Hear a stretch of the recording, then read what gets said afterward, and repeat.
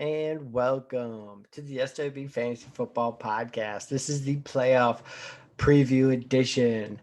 I'm your host, TheRealGetAtMe, and my co-host, Joey Fantasy, and your commissioner is nowhere to be found still. Um, I want to do a quick preview. I want to run through the games here quick. The league note this week was great, so thanks whoever that was. It was quite the read, listen, watch on YouTube. It was great. So not too much of an introductory this week. I'm just going to dive right into it.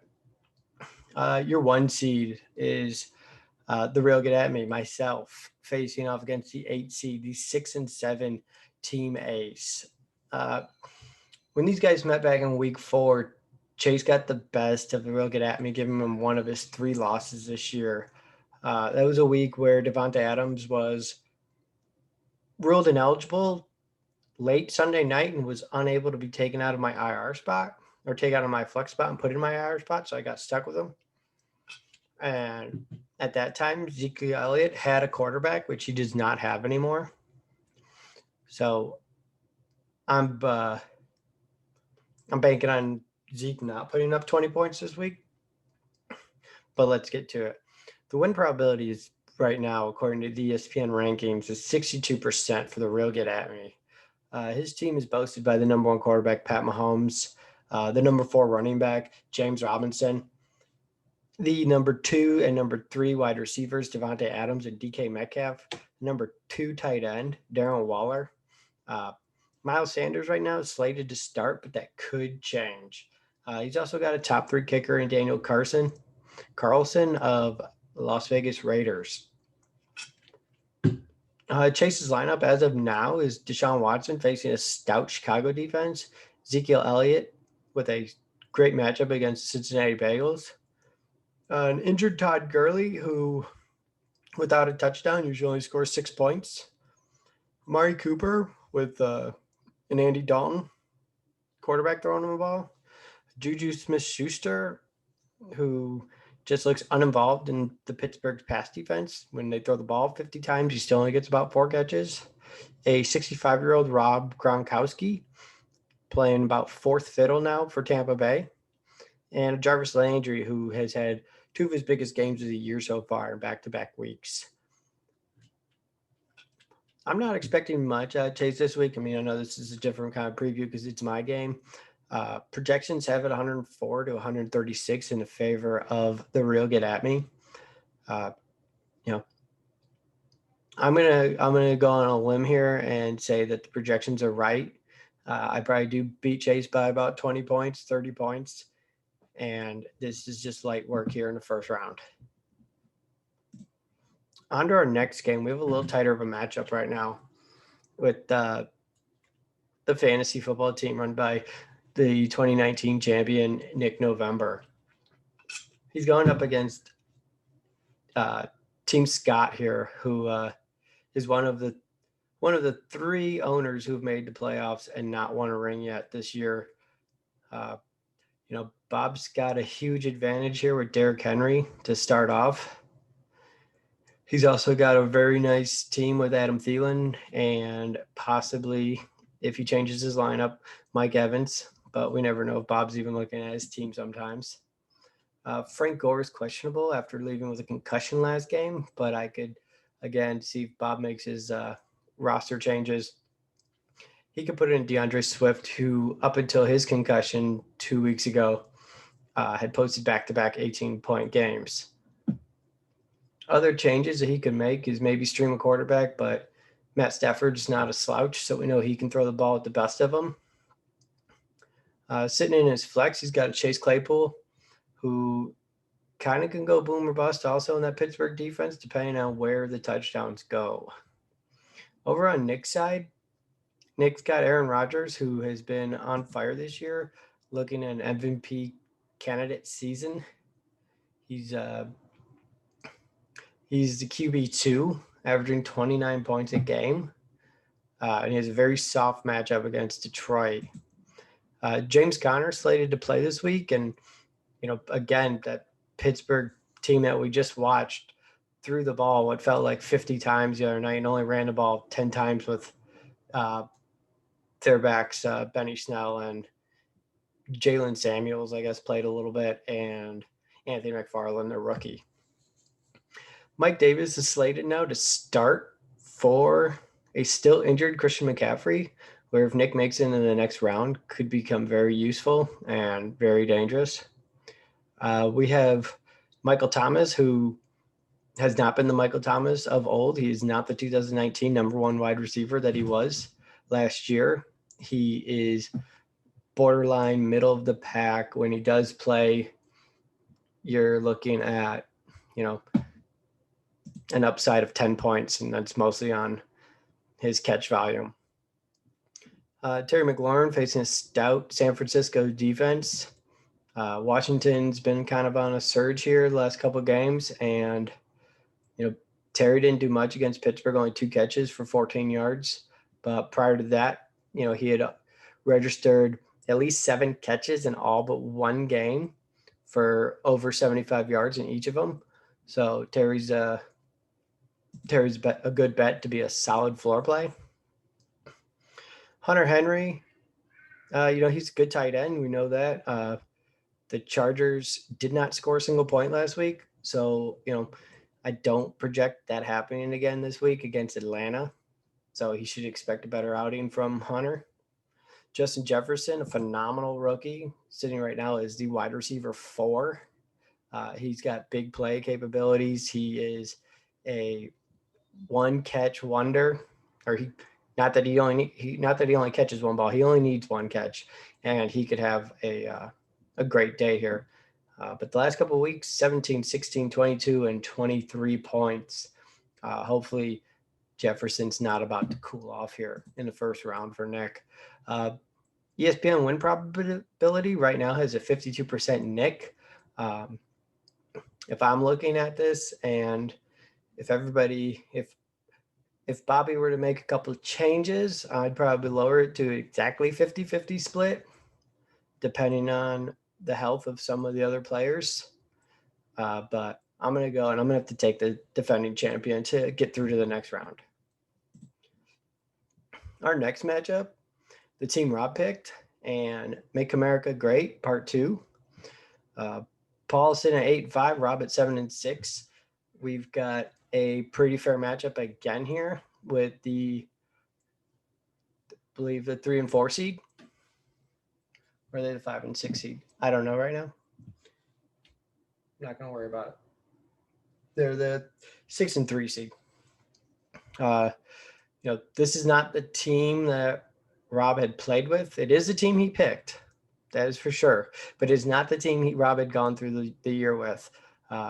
He now has Nick Chubb and Austin Eckler almost back at full strength. Tyreek Hill is still the number 1 wide receiver on the year, averaging 20 points a game. Tyler Boyd, even though he was ejected last week, had 1 catch for 72 yards and put up a very respectable 13 points. TJ Hawkinson is, not that it really matters, the number 3 tight end.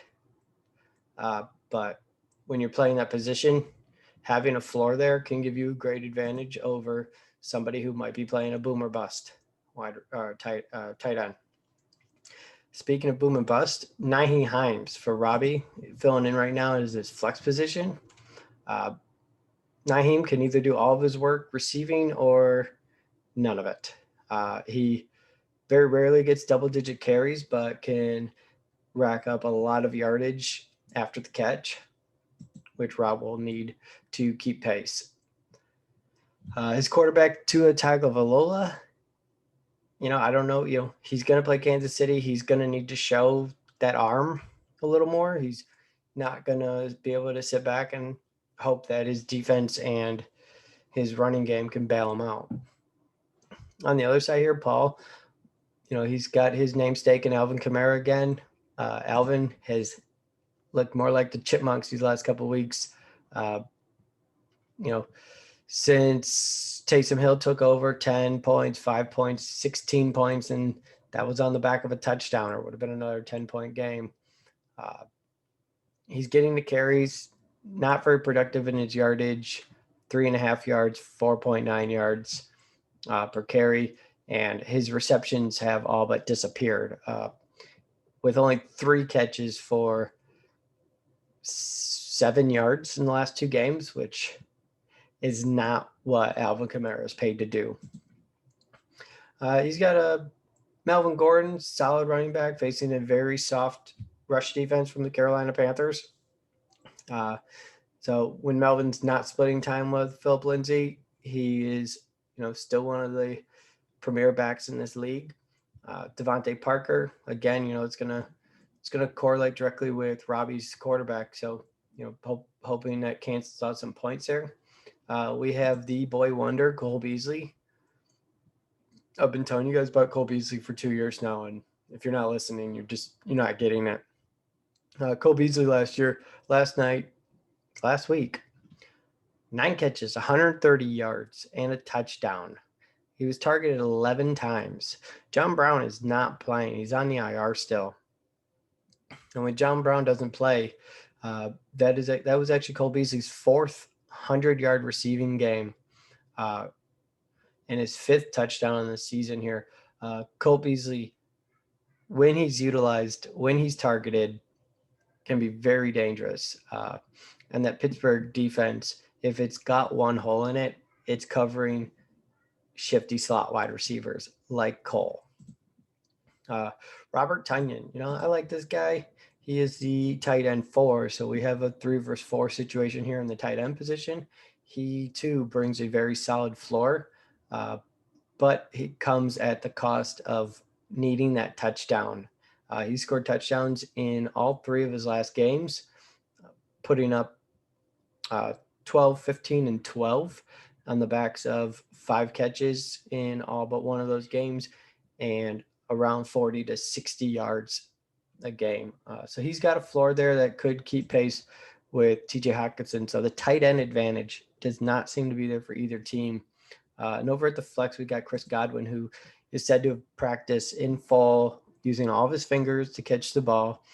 So it's a good sign here for Paul. Plus, Tampa Bay was one of those teams that had a week 13 bye, so they've trudged through this season without a break, and it might be in the best scenario for some playoff owners that they got that week 13 bye there, and they might have a little more steam going into these last 3 games. We got a Bears defense versus Houston. I like the matchup for the Bears, except containing Deshaun Watson is a hard task for even some of the toughest defenses. And then here we have Tom Brady filling in for whoever. Oh, Dak Prescott was Paul's quarterback. So Tom Brady's been having a season. He's been trying to keep Paul afloat, got him to an 8-5 record. Tom has not looked good against good defenses. 2 points against New Orleans, only 16 against the Rams, only 16 against Chicago. So 10 against Carolina, which is not a great defense. But so going up against Minnesota, we'll see which Tom Brady we see here. The ESPN probability rankings have this a 52% probability that the team Rob picked is the team that wins. And I'm going to agree with them. On the back of solid running backs, Nick Chubb and Austin Eckler, and one of the most explosive wide receivers in the game, I think the team Rob picked is the team that I'm going to pick. And our final game here, the Joe Train, Ross Lesigno versus your commissioner, Joey Fantasy. We've got what is on paper right now the tightest matchup. The probability predictor has this at a true 50-50 split. Going down Ross's team, he's got Josh Allen against Pittsburgh.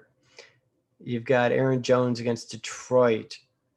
Aaron Jones, who can be very productive when given the touches, but lately, even though he's 15 carries, 17 carries, 10 carries, he's seen the end zone only 2 times since he missed a couple weeks. Since he missed week 7 and 8, he's only seen the end zone twice. And the last 2 games, he's only been targeted 4 times in the pass game after being targeted 14 times in the 3 games before that. So, Aaron Rodgers is either not looking his way or they are trying to limit some of the big hits that he'll take when he drops out in the flat for passing downs. Either way, the guy doesn't need much. 15 carries for 130 yards and a touchdown last week, 22 points. And he is the running back 5. So Aaron Jones is always a threat. Ronald Jones is always a tale of 2 cities. 4 points, 3 points, 24 points, 2 points, 16 points. Those are his last 5 games. 3 carries, 20 carries, 10 carries, 9 carries, 7 carries. The guy, the coach over there in Tampa Bay, Bruce Arians, he doesn't know if he wants to make Ronald Jones a workhorse or if he just likes messing with people. It's looking like he just likes to screw with anybody who thinks that they might know better than him. In the wide receiver category for Ross, he's got Calvin Ridley and Stephon Diggs, 2 huge playmakers. Calvin Ridley, wide receiver 10 on the season. He's missed 1 game. He's coming off of a great game last week, 5 catches, 108 yards. He was targeted 10 times, only caught half of those. So there could have been a lot more points lost there. But like I said, when he's targeted 9 times, 10 times, targets turn into opportunities, and opportunities for touchdowns are always a good thing.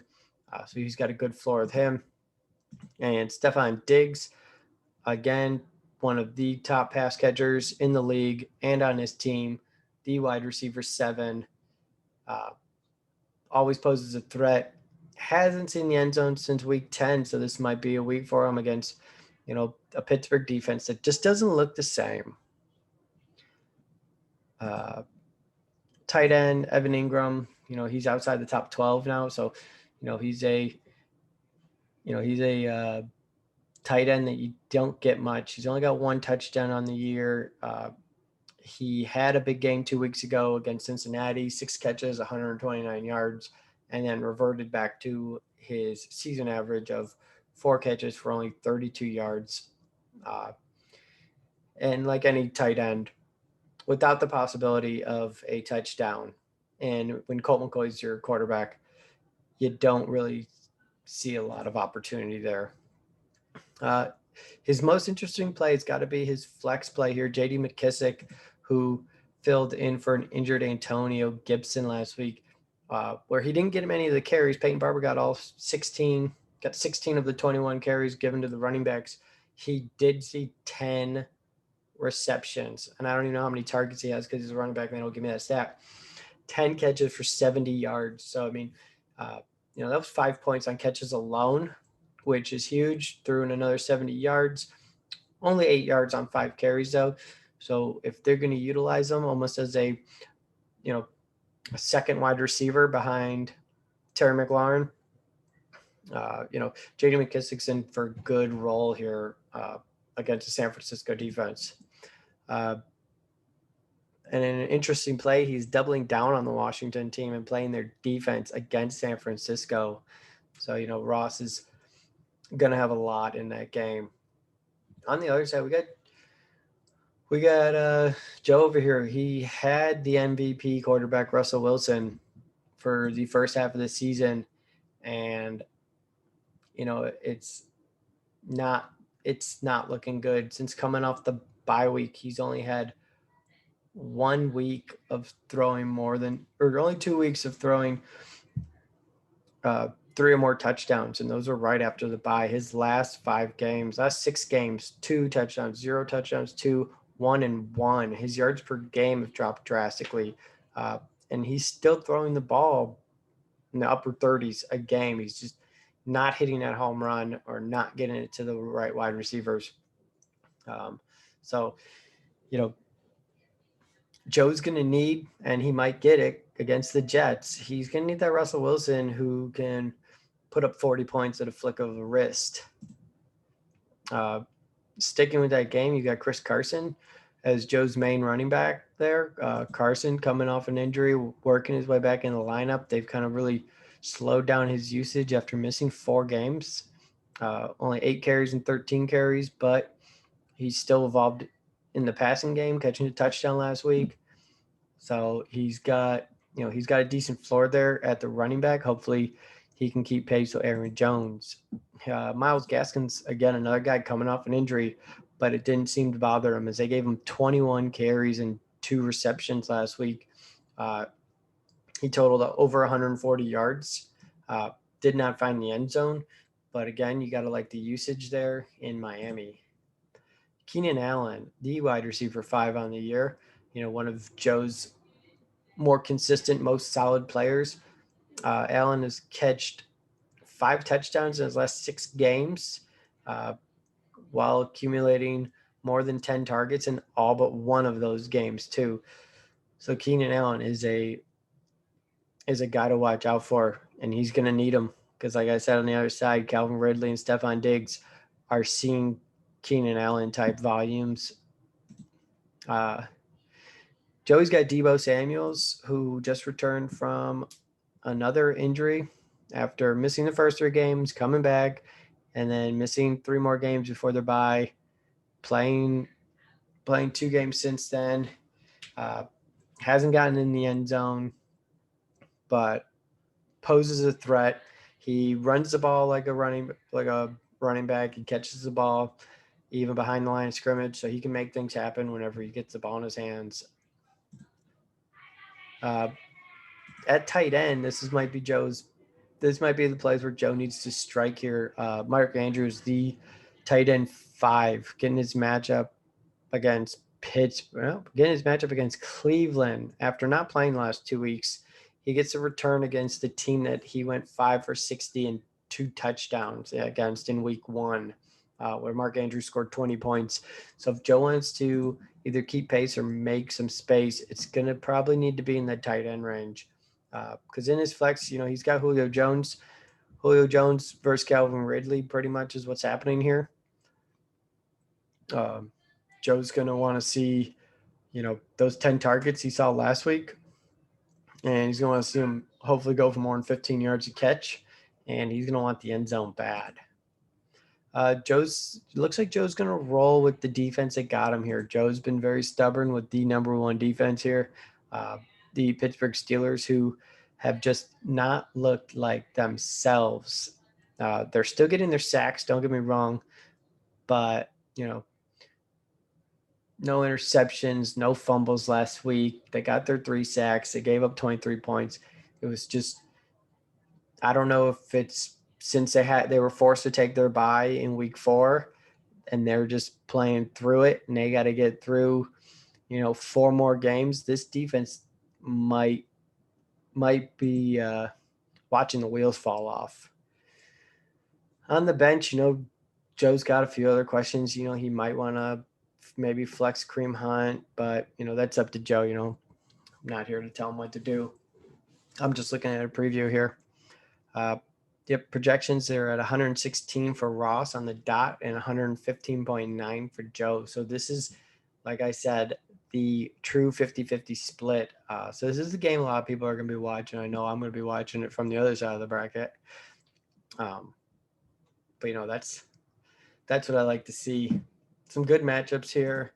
Like I said, I don't think gave you a pick for that one. I'm going to go with Joey. I'm going to give him the home field advantage here, being the 2 seed. I know Joe doesn't fare well when he's been a top seed, and maybe that's why he lost his last game. Joe lost his final game to Nick or to Mike in week 12, week 13, which opened the door for me to come in and take the outright number 1 position with the most points and the head-to-head win over Joey in the week before. So things will be interesting. They'll be nice. So like I said, I got the Real Get At Me. I've got the fantasy football team. I've got the team Rob picked, and I got Joey Fantasy. So, thanks for tuning in, guys. I appreciate everybody who's listening, and I can't wait to see you guys again next week.